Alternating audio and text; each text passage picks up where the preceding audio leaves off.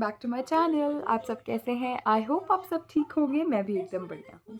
तो आज का व्लॉग होने वाला है, मैं अपने ओपिनियंस शेयर करने वाली हूँ, अपने थॉट्स शेयर करने वाली हूँ रिगार्डिंग इंडिया और पाकिस्तान का जो ये वॉर चल रहा है उसके ऊपर I will share my thoughts. तो आप सभी को पता है कि कुछ दिन पहले जो पहलगाम है कश्मीर में, वहाँ पे हमारे कुछ इनोसेंट रेजिडेंट्स को जो है सिर्फ ये पूछ के कि आप हिंदू हैं कि मुसलमान, उनकी जान ले ली गई थी बाय पाकिस्तानी टेररिस्ट्स, जो कि पाकिस्तान के द्वारा भेजे गए थे या वो खुद आए थे, that nobody knows, but direct and foremost वो पाकिस्तानी टेररिस्ट थे, क्योंकि टेररिस्ट्स को पनाह देने वाली कंट्री ही पाकिस्तान है। पाकिस्तान ने ही इनको घर प्रोवाइड किया हुआ है कि आप हमारे नेशन में रहिए और यहाँ से रहकर आप हिंदुस्तान में या फिर पूरे वर्ल्ड में टेररिज्म जो है वो खुल के फैलाइए।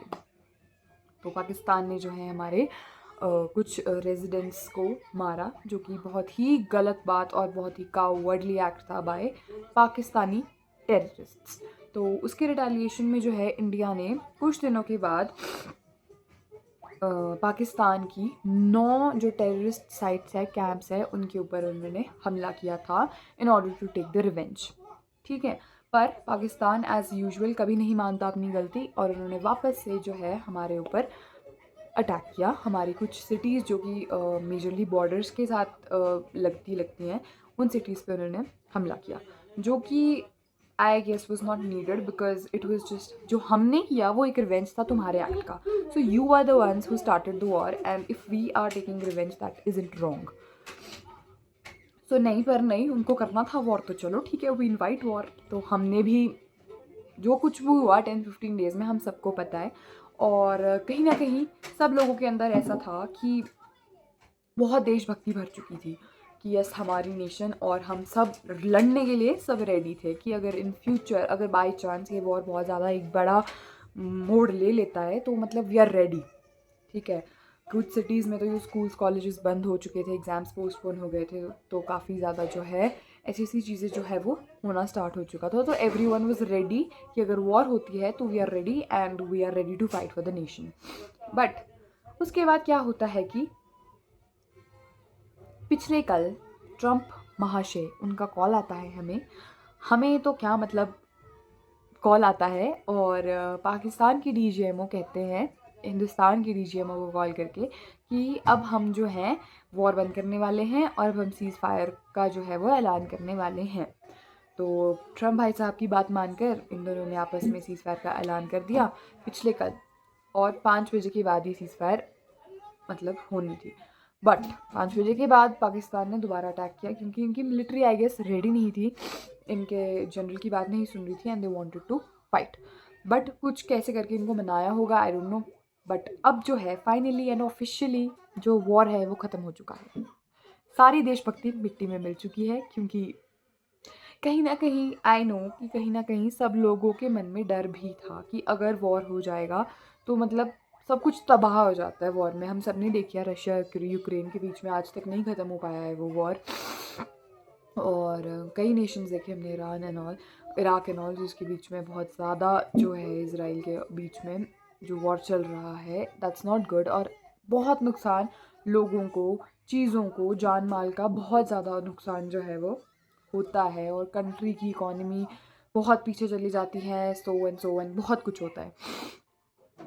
सबके मन में डर था कि हम मर जाएंगे, वॉर हो जाएगा तो हम मर जाएंगे, सब सोच रहे थे।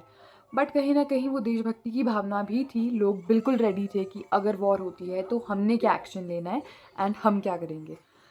तो मेरे अकॉर्डिंग तो वैसे इतनी जल्दी सीज़ फायर का ऐलान नहीं होना चाहिए था, कुछ तो होना ही चाहिए था, आर पार की बात।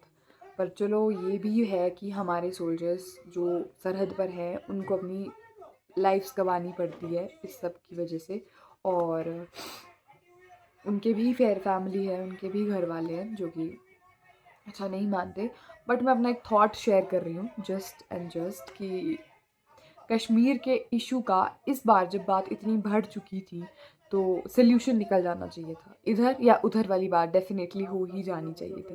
बट चलो अब जो भी है, सीज़ फायर का ऐलान हो चुका है और शांतिपूर्ण माहौल में अब हम सब रहेंगे, ढंग से रहेंगे। और आई होप कि पाकिस्तान इन फ्यूचर जो है वो ऐसी हरकतें ना करे, क्योंकि इंडिया ने ऑलरेडी कह दिया है कि मैं सीज़ फायर का ऐलान इसी शर्त पे करूँगा कि अगर पाकिस्तान दोबारा से कुछ ऐसी हरकतें करता है तो it would be considered an act of war, और वॉर हो जाएगी स्टार्ट।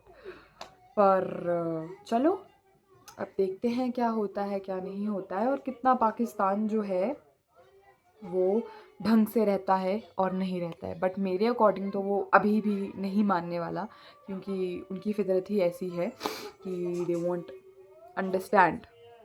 उनको ये नहीं पता कि इतना सा देश है हमारा और हम कुछ भी करेंगे ना, मतलब पाकिस्तान इतना सा है, और हिंदुस्तान से डरना चाहिए उन्हें। वैसे ना पता नहीं, डर ही नहीं है, पर चलो क्या कर सकते हैं, नहीं है डर तो हम डराएंगे ढंग से। तो आज के व्लॉग में बस इतना ही। ये मेरे कुछ थॉट्स थे, कुछ ओपिनियंस थे जो मैं आपके साथ शेयर करना चाहती थी, क्योंकि अब जो है फाइनली वॉर ख़त्म हो चुकी है। तो मैं आपसे यही सब कुछ शेयर करना चाहती थी कि जो मेरे मन में था कि ऐसा ऐसा होना चाहिए था और ऐसा ऐसा हो गया है, और अब हम कुछ नहीं कर सकते क्योंकि हमारे हाथों में कुछ नहीं है। सो आज के व्लॉग में बस इतना ही। अगर आपको व्लॉग अच्छा लगा हो तो please like share and subscribe to my channel, और कमेंट्स में ज़रूर बताइएगा कि आपके ओपिनियंस, आपके थॉट्स क्या थे इस पूरे इशू के रिगार्डिंग। क्या आप चाहते थे कि सीज़ फायर लगाई जाए, क्या आप चाहते थे कि सीज़ फायर हो या ना हो? तो आप प्लीज़ अपने विचार जो है वो कमेंट बॉक्स में प्रकट करें और मुझे भी बताएं। तो आज के ब्लॉग में बस इतना ही। मिलते हैं आपसे नेक्स्ट ब्लॉग में, तब तक के लिए bye bye, thanks for watching.